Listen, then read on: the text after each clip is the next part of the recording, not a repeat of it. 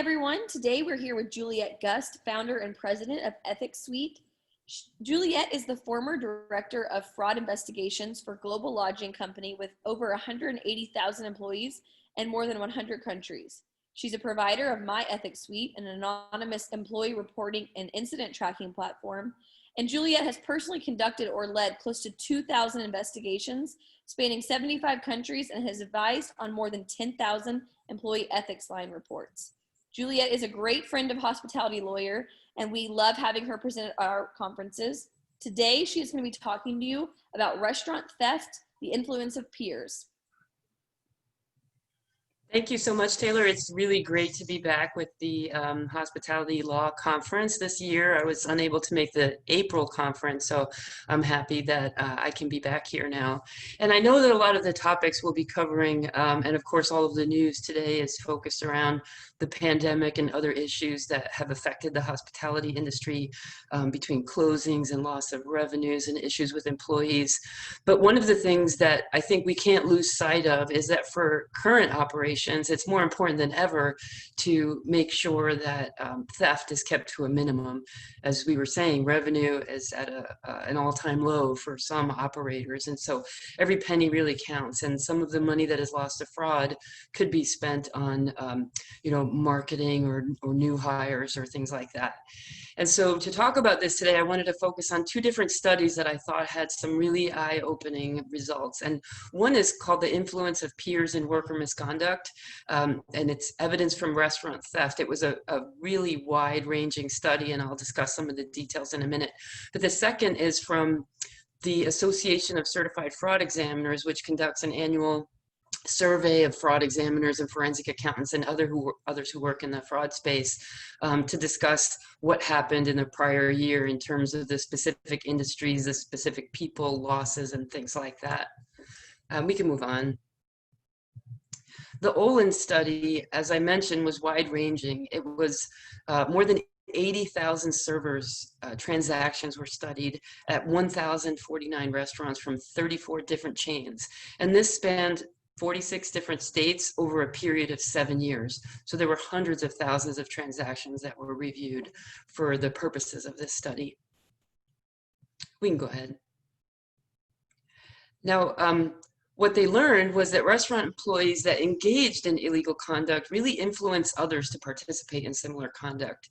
And most interestingly, I thought, as a former operator and as a former employee of restaurant companies myself, it was found that servers were able to determine how they might be detected by managers or by software. And so they would kind of monitor the amount of theft so that they wouldn't get caught. We can go ahead. Now, the implications of that are really significant because, for example, if there is one single worker that is engaging in theft, but they influence one other, then that total theft average could increase by 76%. But if all workers' theft amounts were increased, the total would be 550% of that original worker's theft. These peer effects also, interestingly, are strongest in the first month of hire, the influence of others, and they pretty much disappeared in this study after the 5th month.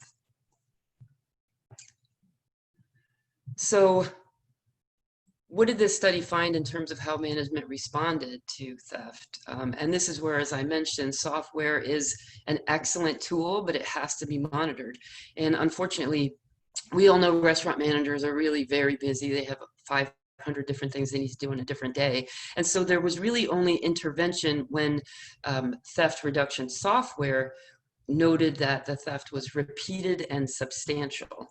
And then also, interestingly, you can find that the cost of employing unethical workers is really a lot higher than the cost of that particular worker's misconduct because of that contagion effect. So managerial oversight and monitoring of this misconduct is really important for every manager at every level. And this shouldn't just come from, the compliance team at a corporate office or a regional general manager, or even, as most restaurant companies do, the annual internal audit of particular properties. This has to be really a daily thing that on the ground managers are considering every shift and every day. Here is, hopefully you can read all of the details here, but in our deeper dive roundtable, I'd be happy to send out some copies of this if you'd all like to see more of the detail. But that study showed that each instance of fraud in the food service and hospitality industry cost about $90,000, and it lasted 15 months before it was identified. It also showed that the lack of reporting options for employees to report concerns of fraud was a real problem, because the general consensus of all of the surveys that have been taken is that most frauds, thefts, are identified by tip-offs. So even though, of course, the larger companies all have either a third-party hotline or an internal number that people can call, a lot of employees don't even know that it exists. And we'll talk about onboarding in just a minute to discuss just how important it is that they do know where they can report these issues above the property, because sometimes they might feel uncomfortable reporting directly to their initial supervisors or even their general managers, because they're still in the same four walls, and they might feel like they'll be retaliated against, or that the people they're reporting about will find out that they did report. And we can go to the next slide. So these three basic fraud prevention techniques should really help in mitigating this type of theft. And also, I'd like to consider these are three basic takeaways from this presentation. I'm going to add one more to make kind of a caveat to one of them, but these are basically the three things that you should focus on. The first, as we talked about, is that if the first month of an employee's employment is the most vulnerable to being open to theft and learning from other employees who are engaging in theft, then onboarding and training should be a really important focus.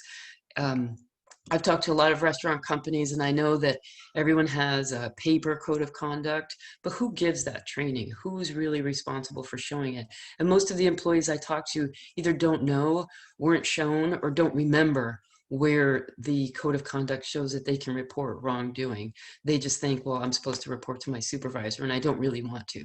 The other thing to consider during onboarding and training is who conducts that. Is it another server? Is it another bartender? Is it assistant manager that kind of rushes through trainings to get people on the floor really quickly? The review of a code of conduct, the expectation of standards, the setting of those standards, of course, and all of those things that go into onboarding training should be handled, of course, by whoever is responsible for that, but there should at least be a short meeting with the general manager or even the regional director of the company, if there is one, to make sure that that employee understands that, first of all, the restaurant or the company takes this training seriously, they take their standards seriously, and they certainly take the values and the mission of the company seriously.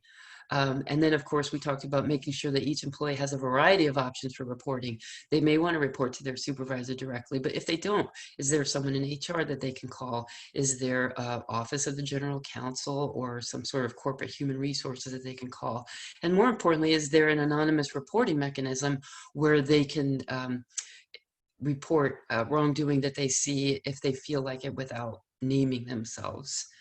And the third is to ensure that all of these issues are addressed promptly, because as we said before, some thefts have gone on for 15 or more months, and the amount of money lost is significant. So making sure that not only addressing those reports, but monitoring the software that you might have in place to detect any kind of fraudulent behavior or anomalies is not just reviewed when it gets out of hand, but reviewed really ideally on a daily basis, but if possible, a weekly or monthly basis, to check how each server, each bartender, each employee is doing in terms of what their sales are like, what they're reporting, what their credit cards are like, their tips are like.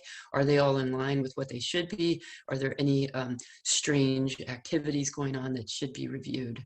And I am looking forward to talking about this at the roundtable. I hope that there are more questions, and as I mentioned, I'd be happy to hand out some of the materials, the study, both studies, or anything that you might need for that. Thank you. Thank you so much, Juliette. This was incredibly important information. I'm sure people are going to have lots of questions for you at the roundtable. For those of you watching, we will be posting the agenda, so you'll be able to see exactly when you can join Juliette and ask questions and hear more about this topic. Thank you so much for joining us, Juliette. Thank you.